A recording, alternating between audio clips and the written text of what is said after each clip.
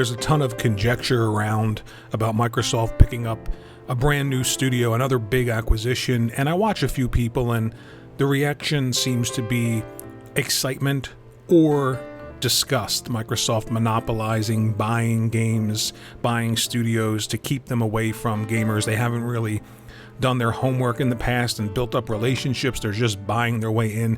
And I don't know if I'm going to agree with that. I think it's really disingenuous. I mean, Sony's actively paying people that they don't own. They're paying developers that they don't own to keep games off of Xbox. For instance, Square Enix with Final Fantasy. Again, they had a deal with Bethesda before Microsoft even purchased them to keep Deathloop off of Xbox for at least a year. So I don't really see the distinction between paying studios you don't own to keep content away from a competitor versus buying studios outright and then, of course, keeping their content exclusive because now they're first party. Now, I suppose it's much cheaper to either formulate a relationship where a third-party developer takes money to keep content exclusive on your platform for a certain amount of time. It's much cheaper to do that than it is to go out and spend $7.5 billion on really big developers. And I think it's just a distinction that Microsoft is able to do that. There aren't many competitors in the industry that can do that, and Sony has relied on really strong relationships over the years with third parties that allow for these deals to take place. Now, it's not all about money. For instance, Square Enix has a long history with PlayStation, and of course there's money involved, but it is conceivable to think that Square Enix just has a great relationship with Sony. They have a lot of success with the PlayStation. Maybe the games that they make always sell much better on the PlayStation. That's all things that you have to consider, but I still think that they're paying to keep games exclusive to the PlayStation brand. So I don't know why you can turn that around and say you're upset that Microsoft is now keeping games that are now first party exclusive to their content. One's paying a little bit amount of money considerably when you compare it to the Bethesda acquisition, and the other's paying a lot with the Bethesda acquisition. So they're both paying for content. The difference is Sony doesn't own the content. They're paying the same way that Microsoft did. If you remember, they paid to keep Rise of the Tomb Raider a year exclusive. But if they simply bought Square Enix and Tomb Raider was now a first party, I don't think that's the same situation. I don't think anybody's critiquing Sony for keeping first party games first party or Microsoft for keeping first party games first party. Now look, I'm not saying that Sony doesn't make great games, and I'm not saying that they don't have these really deep relationships with a lot of people around the industry, especially third parties. They've made great games from a first party standpoint.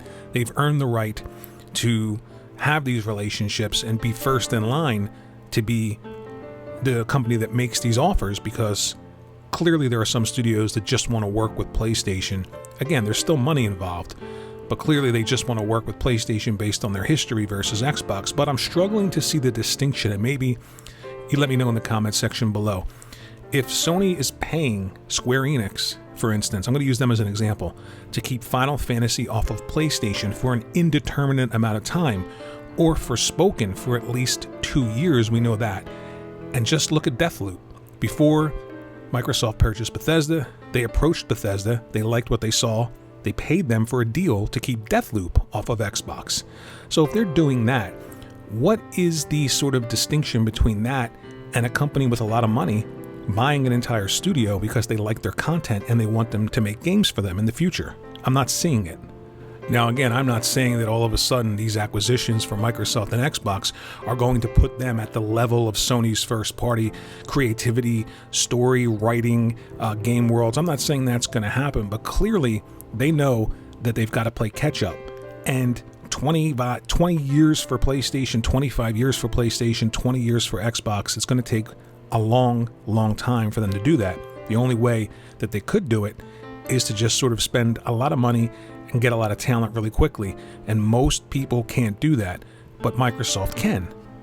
So I am struggling to see the distinction between why one is sort of more noble and the other is sort of this cheating this cheating perspective where they're spending their money because they have their money and they're acquiring these studios and they're paying to keep these games away from PlayStation gamers, these games that have always been multi-platform. A lot of games from Square Enix have been multi-platform. A lot of games are still going to be multi-platform, like the aforementioned Forspoken and Final Fantasy, and Sony's paying money to keep those games off of Xbox for an indeterminate amount of time. So I really don't see the distinction. Again, I'm not saying that I think Microsoft's approach is going to end up being a good one. I do not want any one company monopolizing the industry, and I'm afraid that Microsoft's idea of creativity isn't the one that I particularly like. Now, I understand most people don't like everything that I like, but I like those really big narrative-driven games. I haven't seen any from Microsoft, and there's no indication that just because they're buying all of these studios that all of a sudden these studios aren't just going to start making the type of games that Microsoft wants, like these single-player / co-op / multiplayer games like Sea of Thieves, like State of Decay, where you can quote-unquote play them by yourself, but they're really not designed that way. I haven't seen really great characters created by Microsoft. I haven't seen really great worlds or stories created by Microsoft, and I'm afraid that I'm not going to see that despite all of this money being spent. But having said that, the distinction that I'm talking about here between Sony paying money to keep games exclusive for an indeterminate amount of time and Microsoft buying studios and publishers and then of course making their content exclusive because they're first party, what is that distinction? Help me understand this in the comment section below.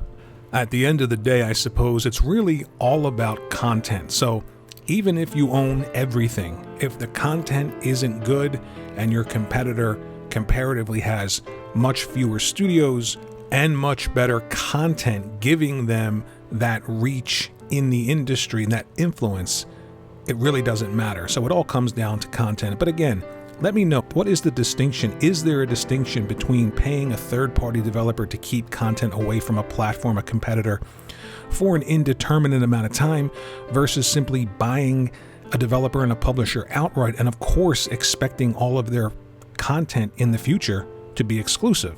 I'm not seeing that distinction. Maybe you can help me understand it in the comment section below. Thanks for watching this video. Think about sharing it out on your favorite social media platform of choice. Maybe subscribe to the channel. At the very least, hit the like button. It would help me grow the channel. And I will see you all in the next video.